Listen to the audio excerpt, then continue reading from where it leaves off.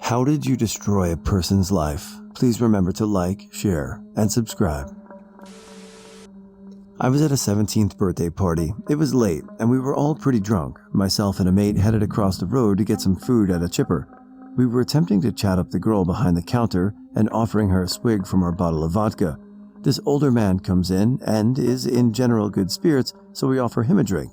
He declines. We offer him again, once again declines, but we are drunk and persistent and don't let up. Eventually, after a good 2 or 3 minutes of us badgering him, he gives in, swamps the rest of the bottle, and leaves without ordering anything. The girl behind the counter tells us that he is a recovering alcoholic. We feel like shit, but we're drunk, so it doesn't last too long. We go on with our night and think nothing more of it.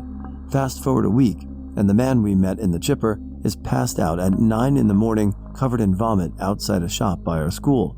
Then it dawns on us that we are the cause of this. We gave him the vodka and knocked him off the wagon.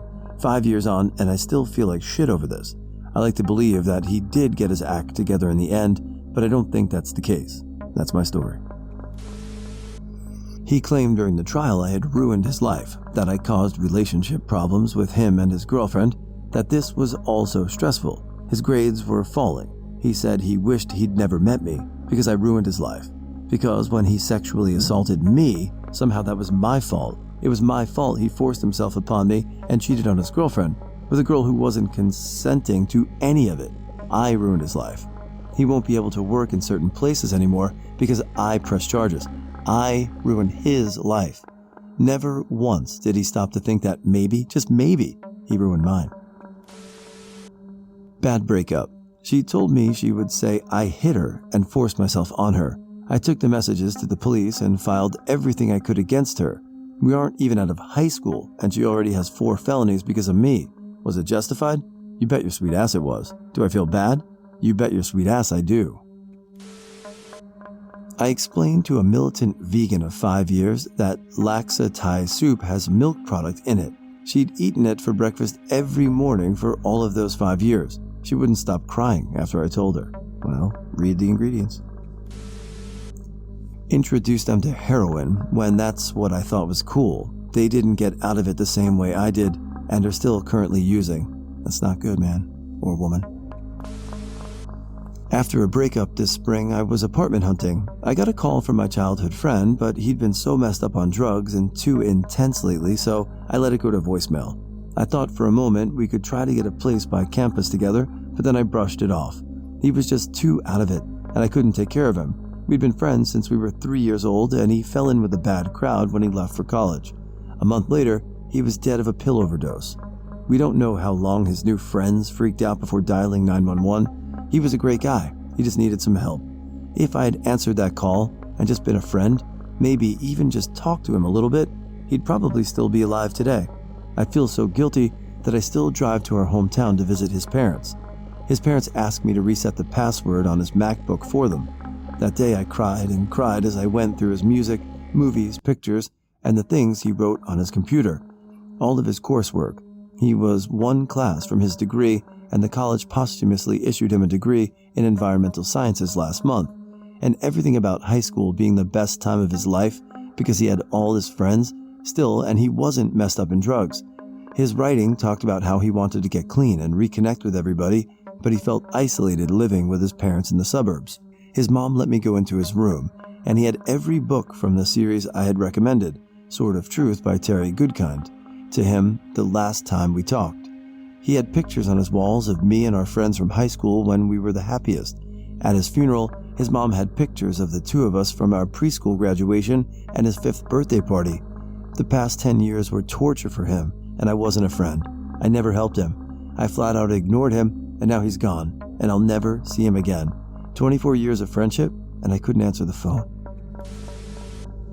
Met a girl in university, and we started messing around. Just a casual situation once or twice a week, if so, one of us needed some relief kind of thing. Maybe 2 months in or so, and I got a call from the girl's significant other.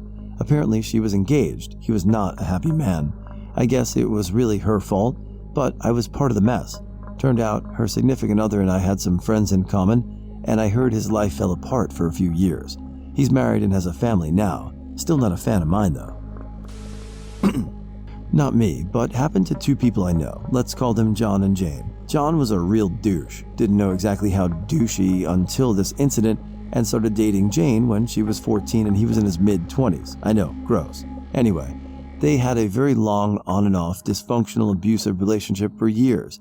He was always in her life, whether they were dating or not, and was just horribly controlling and generally awful. This is the background of the relationship. So one day, John decided to go to law school. Despite being a total jackbag, he was a really smart guy. Got himself through law school and passed the bar on the first try. Just like most sociopaths, John was very well known and liked by his peers, had no criminal record, etc. Anyway, after years of abuse, John finally pushed Jane over the edge. She found out he was cheating on her with some new 14 to 15-year-old girls. What's worse, he was selling them drugs in exchange for sex. I guess I should mention that he was in his mid-30s by this time. So Jane took this information to the bar council and filed a complaint against him.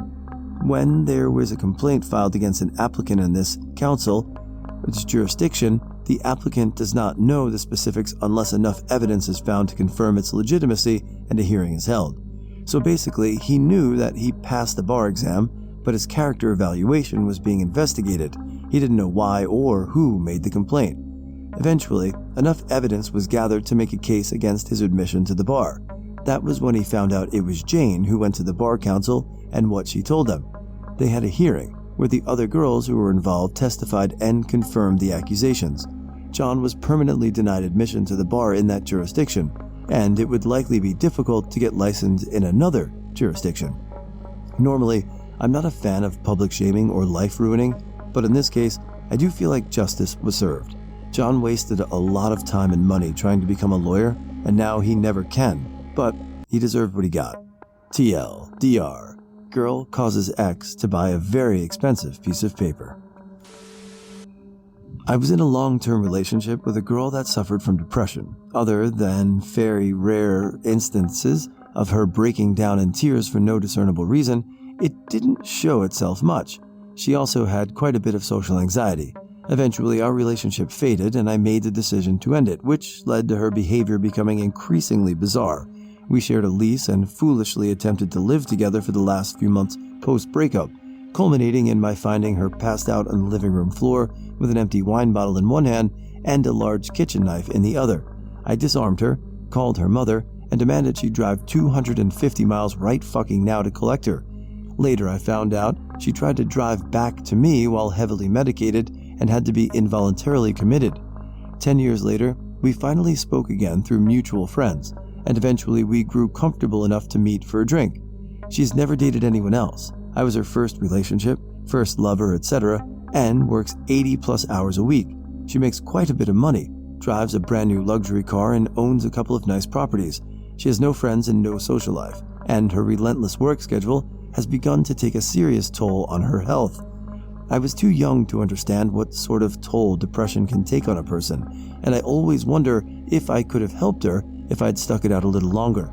She had come quite a long way toward being more comfortable in social situations in the time we were together. I know that's not a good reason to continue a relationship, but damn it, when I met her, I was partying my brains out every night, and dating her, a non-drinker, quite literally saved my life. I wish I could have helped her the way she helped me. My mom got pregnant at 15. She had me 2 months after her 16th birthday. She tried college, and the teachers even allowed her to bring me into the common area. Her friend watched me while she was in class, but she didn't last longer than the first term. She was attractive, sociable, intelligent, had aspirations. Her childhood was terrible, and I'm sure she dreamed of escaping it. Instead, she got stuck in the same small town with her own kid. I didn't exactly ruin her life, but I'm the result of her life being ruined. I'm 27 now and she's 43. She's doing okay, but money isn't great. Although she loves me, I can't imagine the ways she feels about it all sometimes. I really didn't like a roommate of mine in college. He was about to graduate and basically faked and used people to get through school for 4 years. A company gave him a coding project to prove his worth. He paid me $20 to do it. While I knew full well he had no idea how to program, he got the job because the project was done well and got fired after 4 days. He moved across the country for the job. In college, I had a roomie with a full ride plus about $4,000 a semester extra in scholarships. He had a 4.0. Then I introduced him to EverQuest. Every semester after that, he had a 0 GPA. Full Fs in every class. Lost everything. Went home to bag groceries. I still think about him. He was a great guy. Did you apologize? I was dating this girl for about 2 years or so. When I first met her, she was attending the same college as I, engaged and living on her own. We started casually talking and found out that we both were pretty into each other. Our first date happened over me giving her a WoW time card I had. Anyway, she breaks it off with her fiance and proceeds to go on a 2-year-long binge of designer drugs. Coke, mushrooms, LSD, and all that. She and I drop out of school, and she moves in with me at my parents' place. One day we're taking acid at a friend's house, and she has a major freakout. She's in tears, screaming about finding her way out. What are the numbers? Where are you guys taking us? I grab her and shuffle her in my car, where we proceed to wait out the whole trip. Supposedly she saw God. All I know is that after that day, she developed pretty intense schizophrenia and now lives in her abusive mom's basement while taking dance classes at a community college, hallucinating about having sex with spiders and flying with her dogs. TL, DR, drugs and alcohol ruined her life. Maybe you helped. I was working in a giant data center. We were building our new data centers and had hired quite a few temporary contractors. The job paid really well. They were making more hourly than I was, but most of them were expecting to be sitting behind screens all day, not wearing hard hats and humping heavy equipment all day. I had a dozen emo sysadmins dragging ass and bitching all the time about having to work. We were installing equipment at a furious pace. Because of all the new equipment, we were filling up a single 20 to 30 foot roll-off dumpster every day. One morning, after the full dumpster was removed and the new one arrived, I brought a load of flattened boxes out to the new dumpster with 2 or 3 of the new guys. There was a toiletry bag sitting in the middle of the otherwise empty dumpster. We grabbed the bag and went up to the office area and took a look through it.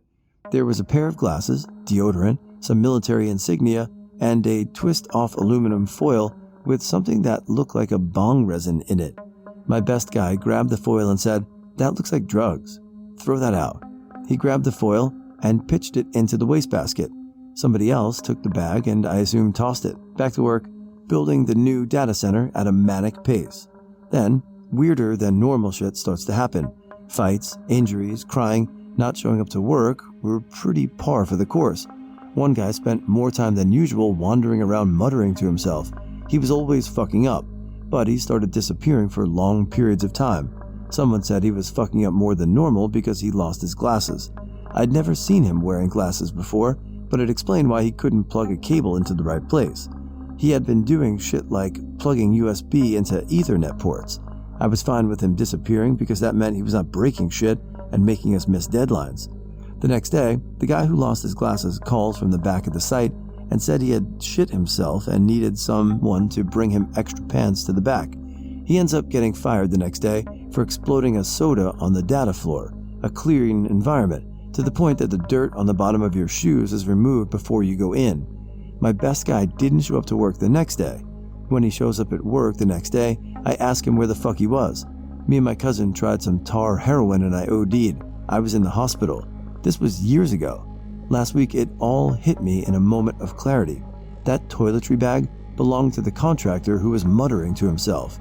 That twist of foil was tar heroin. He shit his pants because he was in withdrawal. The other contractor knew what was in the foil, grabbed it out of the garbage, and OD'd on it with his cousin that night. Not sure if I ruined their lives, but I should have left that stupid bag where it was. Not your fault. I introduced one of my friends to pot when we were 13. I stopped, but he became a pot-hungry stoner, and from what I see on Facebook now almost 10 years later, it's still just been going downhill. I always wonder if he would have maybe actually done something productive or something. I think about it a lot, actually. When I was in 5th grade, I didn't really know where I fit in, so I became a follower. In Sunday school, a boy started attending who was slightly mentally slow. Still very functional, but something was obviously wrong. Some boys made fun of him, and I helped. I remember one Sunday his grandmother got in front of the congregation and told everyone how her grandson vowed to never go back to church because of how mean we were. That's the last I ever saw of Jeremy. This haunted me for years. Last year I decided I needed to apologize to clear my conscience. It took me a while to find him and talk to him. He is now married with a child and seems to be doing really well at life.